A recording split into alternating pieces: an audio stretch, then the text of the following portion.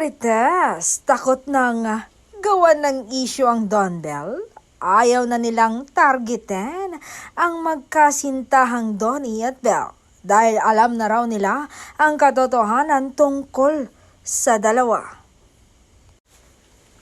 Mga bulag na bashers na lang daw ang matitigas ang ulo na gumagawa ng issue. At ang malala, mama na ni Donnie ang pumapatay ng issue. Yung pag-God give me you niya sa kanyang IG story talagang pasabog.